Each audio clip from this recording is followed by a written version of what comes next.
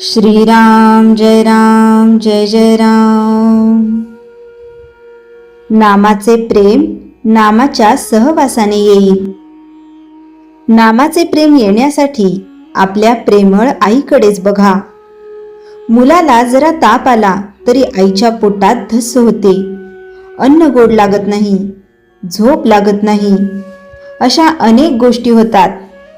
थोडक्यात म्हणजे तिला सर्व बाजूंनी अस्वस्थता उत्पन्न होते। नाम घेण्यात थोडा व्यत्यय आला तर आपली स्थिती तशी होते का, याचे उत्तर आपल्याला स्वतःकडूनच मिळण्यासारखे आहे। नाम घेणे हा माझा धर्म आहे, ते माझे आद्य कर्तव्य आहे। त्याच्याशिवाय जगणे म्हणजे मेल्यासारखेच आहे। नाम घेण्यात माझे आत्यंतिक हित आहे, किंबहुना मी नामाकरताच जन्माला आलो आणि तद्रूपच होऊन जाईन, इतक्या प्रज्वलित भावनेने नाम घेणे जरूर आहे। आणि मग प्रेम आले नाही ही गोष्ट शक्यच नाही। प्रेम येत नाही याचा अर्थच हा की आम्ही नाम खऱ्या आस्थेने घेत नाही। या सर्वांवर उपाय म्हणजे नाम घेण्याच्या निश्चयाने ते जसे येईल तसे घेत राहणे। तेच नाम आपल्याला एक एक पाऊल पुढे नेऊन ध्येय गाठून देईल। परिस्थिती चांगली आली म्हणजे नाम घेईन असे म्हणणारा मनुष्य नाम कधीच घेत नाही। नाम हे मनात किंवा उच्चार करूनही घेता येते। नामात राहावे म्हणजे अंतःकरणाची शुद्धता होईल आणि अंतःकरण शुद्ध झाले की भगवंताचे प्रेम येईल। नुसत्या पुष्कळ जपापेक्षा विवेकाने आणि विचाराने आलेले प्रेम नामात असणे जरूर आहे। खरे म्हटले म्हणजे नामातच नामाचे प्रेम आहे। ताकात लोणी असतेच, फक्त ते वर दिसत नाही।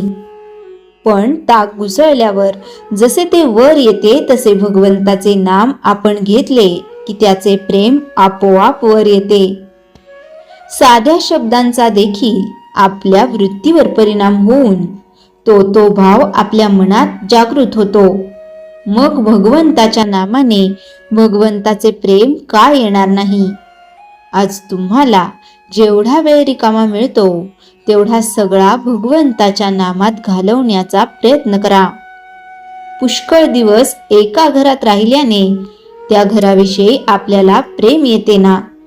प्रपंचाचे प्रेम आपल्याला सहवासाने आले आहे, तसे नामाच्या अखंड सहवासाने त्याचे प्रेम आपोआपच येईल।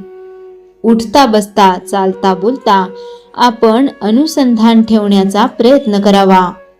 कोणतेही व्यसन कालांतराने पचनी पडते आणि मग मनुष्य जास्त जास्त त्याच्या अधीन जातो। अफूचे पहा, दिवसेंदिवस त्या माणसाला जास्त अफू लागते। त्याप्रमाणे भगवंताच्या चिंतनाचे आपल्याला व्यसन लागले पाहिजे। कोणतीही चांगली गोष्ट साधायला कठीण असणारच, पण अगदी थोड्या श्रमात पुष्कळ साधून देणारे नामासारखे दुसरे साधन नाही। म्हणून नेहमी मनाने नाम घेत असावे। श्रीराम जय राम जय जय राम। चैतन्यवाणी नामाचे प्रेम यायला एक गुरूंना ते आवडते म्हणून घ्यावे किंवा दुसरे नामातच माझे कल्याण आहे या भावनेने घ्यावे। श्रीराम जय राम जय जय राम।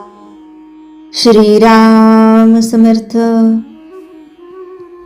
दासबोध समाज 2 दशक 12। विषय आसक्तीचा मार्ग, धरून न ठेवता निभावून नेणे। समर्थ एक अत्यंत सूक्ष्म पण जीवन बदलणारा विचार मांडतात। तू कर्म करतोस की कर्म तुला खेचतं।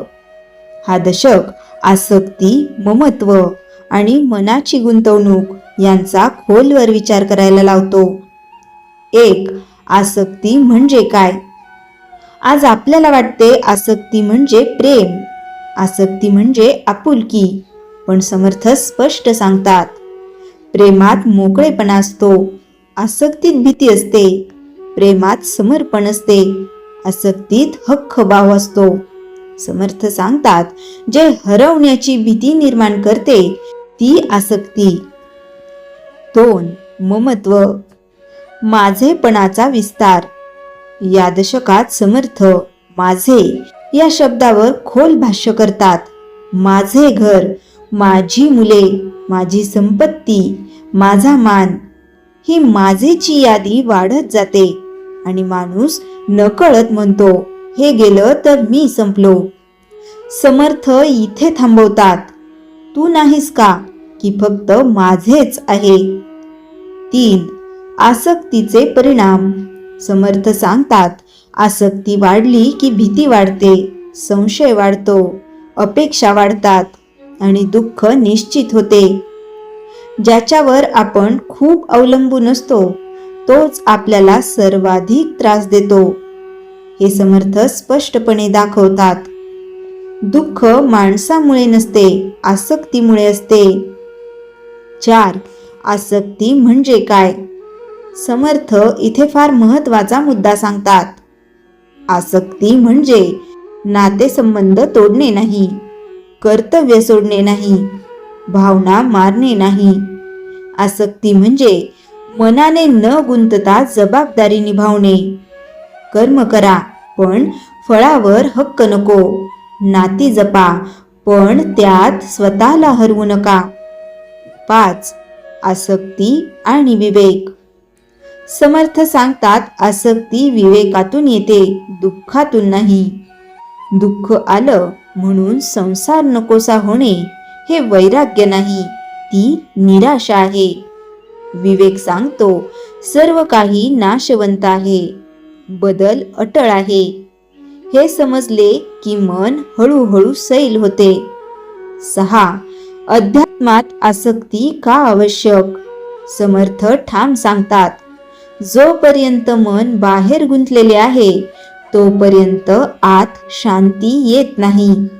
जप करतो पण मन संसारात, पूजा करतो पण चिंता संपत नाही, कारण आसक्ती सुटली नाही.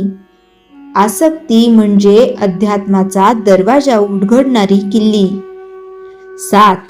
संसारात राहून आसक्ती कशी साधावी? हा प्रश्न प्रत्येकाचा आहे. समर्थ व्यावहारिक मार्ग दाखवतात. अपेक्षा कमी करा, हे कायम नाही हे आठवा.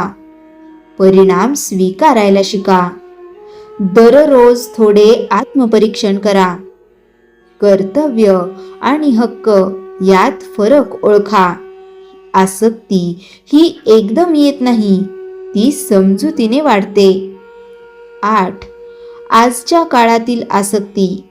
आज स्पर्धा वाढली आहे, अपेक्षा वाढल्या आहेत, तुलना वाढली आहे. माणूस सतत तणावात आहे, कारण तो खूप काही मनावर घेऊन बसला आहे. समर्थांचा आजचा संदेश, सर्व जबाबदाऱ्या पार पाडा पण मनावर ओझे नको.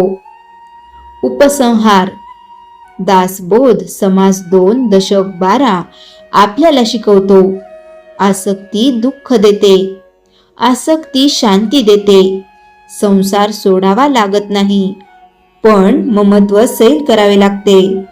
समर्थांचा अंतिम संदेश, जो धरून ठेवत नाही तोच खऱ्या अर्थाने जीवन निभावून नेतो. श्रीराम समर्थ. श्रीराम जय राम जय जय राम. जयाच्या जनी जन्मनामार्थ झाला, जयाने सदा वासनामार्थ केला. जयाच्या मुखी सर्वदा नाम कीर्ती, नमस्कार तया ब्रह्मचैतन्य मूर्ती. श्रीराम जय जय राम. जानकी जीवन स्मरण जय जय राम.